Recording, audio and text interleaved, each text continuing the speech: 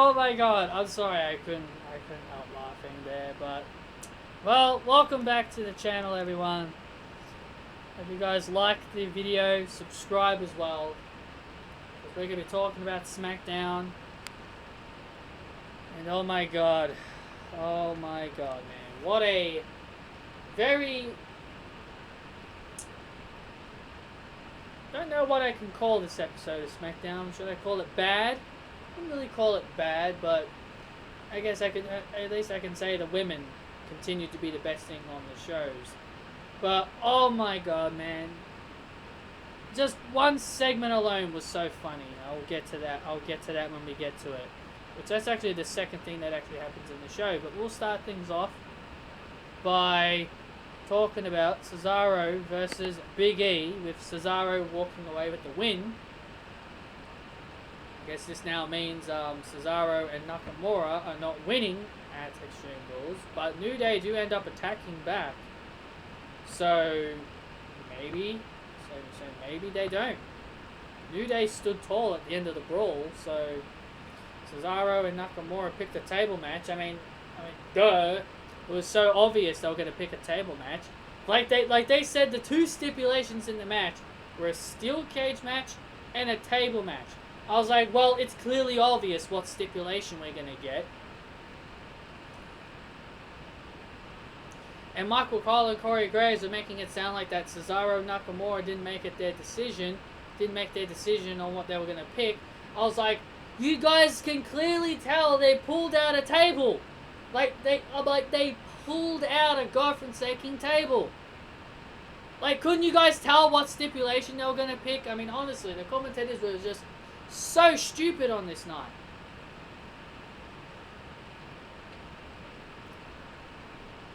Now let's talk about the funny segment.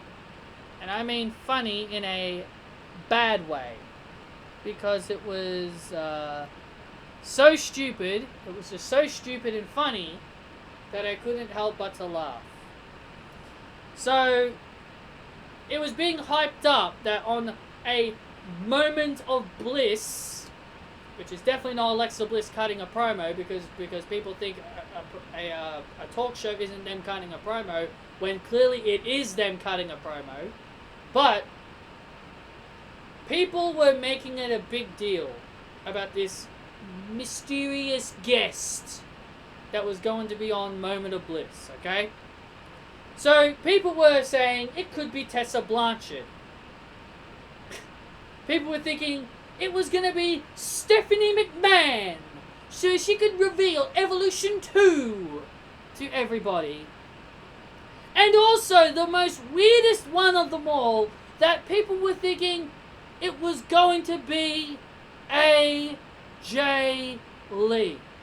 No kidding. People were taking this so seriously that they thought it could literally be anybody. Like, what the hell? Like, really? You're taking the bait? Like, you're taking the bait here. Honestly. I cannot believe how stupid anybody can be. If Tessa Blanchard was going to make her debut in WWE, they're going to save that until next year. They're going to save her for the Royal Rumble. Same thing with AJ Lee. They're not going to bring her back in a pandemic. Stephanie McMahon's not going to appear in a pandemic. People were thinking something massive was going to happen. Yes, I thought it was going to be Mickie James or bloody call up like Chelsea Green. But even that would have been underwhelming. But all I'm saying is, people were taking this so seriously that me saying it was going to be Mickie James or Chelsea Green wasn't really going to be all that exciting anyway. Maybe Chelsea Green would have been exciting, but definitely not Mickie James. But anyway, Alexa Bliss made a couple of hints to obviously know it was going to be who it was. Alexa Bliss said that that her guest is someone who is competing this Sunday. That was number one. She said someone who was competing this Sunday at Extreme Rules, and Nikki Cross thought it was her. Which that immediately made me know who it was. So you mean to tell me... So that's the funny thing about all this. People were so gullible. And they thought it was going to be something so shocking, so surprising. Oh my god, it could literally be anybody. And I was like, it's Asuka. It's Asuka because Alexa Bliss said someone who was competing on Sunday. And Nikki Cross thought it was her. She was like, oh, it's me. You know, she thought it was her, but then Alexa Bliss said, no, it's not you. And then the second hint, it was obviously Asuka, was Sasha and Bayley coming out.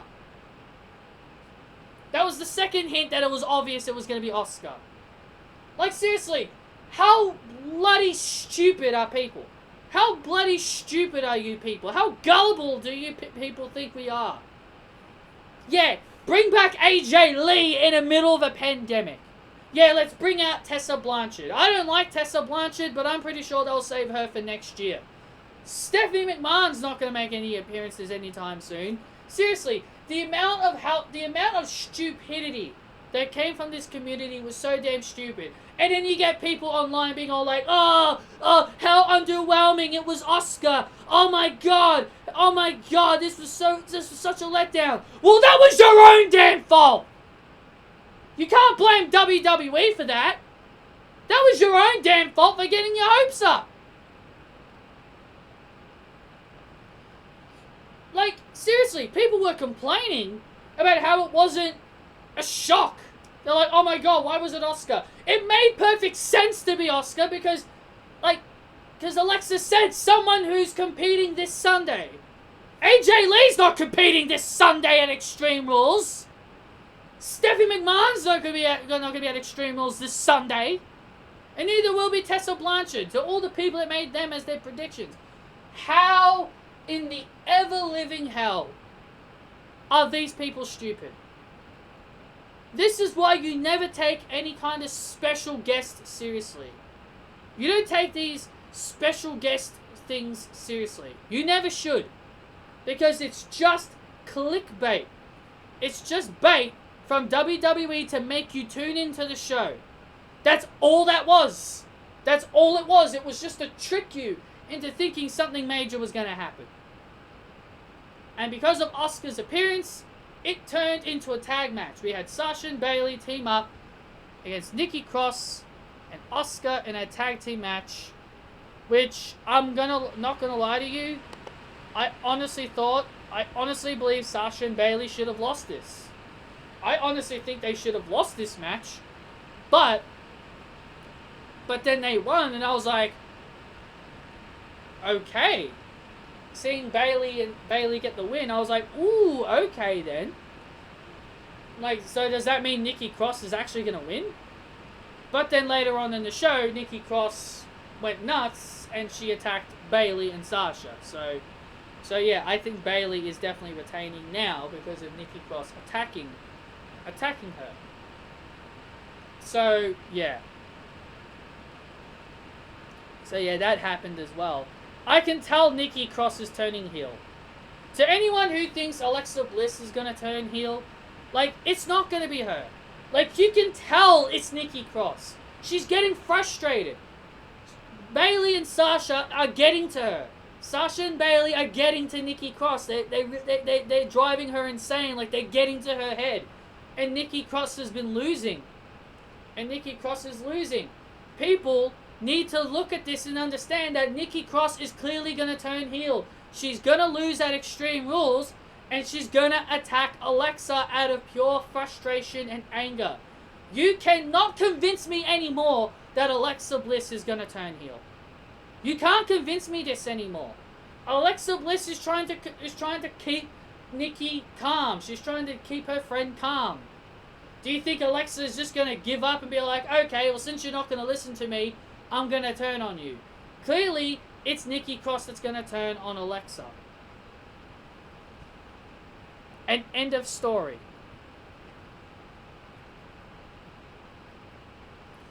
So that happened.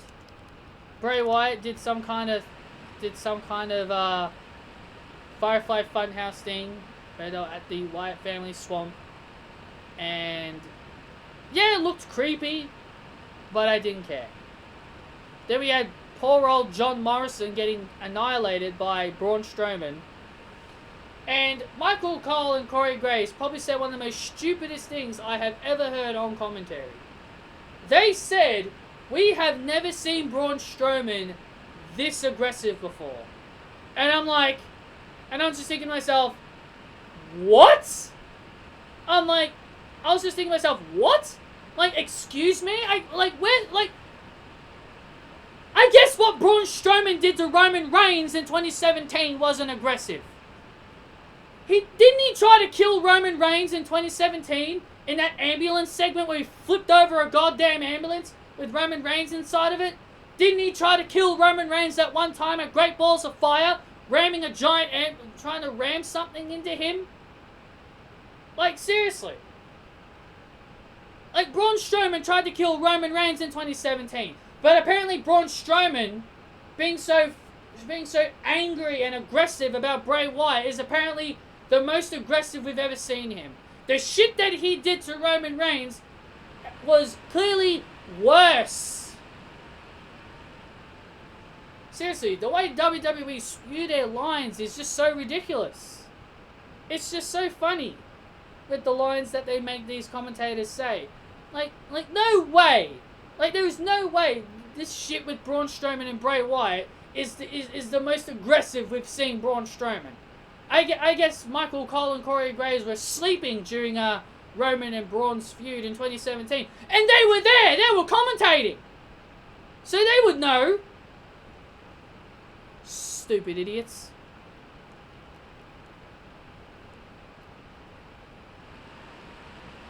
Jeff Hardy got attacked by Sheamus. Didn't care.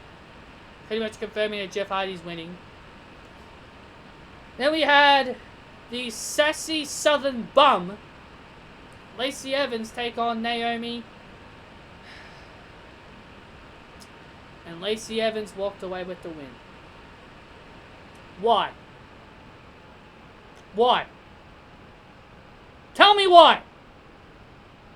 Tell me why does Lacey Evans need a victory over Naomi? Lacey Evans sucks! She sucks! They have tried everybody to get this woman over. Becky Lynch, Charlotte, Bayley, Sasha. Like, they've tried everybody. They have tried everybody in their book to get this bitch over. And I'll add Sonya Deville to the list. They've tried everybody to get this woman over. Having her beat Naomi isn't going to get her over. It's only going to make the fans annoyed. Fans love Naomi. You're going to have Naomi forcefully put over Lacey Evans just because you want us fans to like Lacey Evans? This is worse than Charlotte. This is worse than Roman Reigns. Lacey Evans is awful in the ring. She is downright awful. Naomi shouldn't be putting over trash like Lacey Evans. She shouldn't be. Nor should she. We all know Naomi is clearly the better wrestler than Lacey Evans. And now look what WWE's done. Now everybody on my timeline, which I don't blame them. I don't blame them on Twitter. I don't blame them for doing it. Because of what they did, everybody on my timeline is doing hashtag Naomi deserves better, and they're going crazy on Twitter. I don't blame them. But seriously, this is ridiculous. You have Naomi put over Lacey Evans. Lacey Evans is garbage. You have Lacey Evans lose the karaoke to Naomi, and you think, oh, now we'll give Lacey Evans her win back. Naomi is superior to Lacey Evans in every way. I don't give a shit that she came from the Marines, that she's a former Marine. I don't give a shit. Just because she's a former Marine doesn't mean she's a good wrestler. I don't give a crap what background she came from. Like how I don't give a shit that Ronda, Shayna, and everyone else are former MMA fighters. I don't give a shit. I am so damn sick and tired of WWE pushing people that we don't like. And they've been trying this for a year now. And isn't it ironic that Lacey Evans can't win a match clean? I find it ironic that every match Lacey Evans wins, it seems to be some kind of screwy finish. She beat Sasha Banks to qualify in the Money in the Bank because Sasha got distracted by Bayley. She beat Sonya because Sonya got distracted by Mandy Rose. And how ironic that she beats Naomi because she ties Naomi's hair to the middle rope. So she wins by a cheating tactic. It shows that Lacey Evans can't win clean, rather she's a babyface or a heel. And that proves to me that Lacey Evans sucks. Downright awful.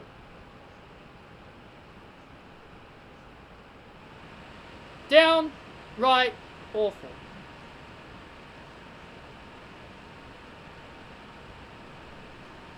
And then the main event was AJ Styles, and what AJ Styles called Matt Riddle was absolutely hilarious.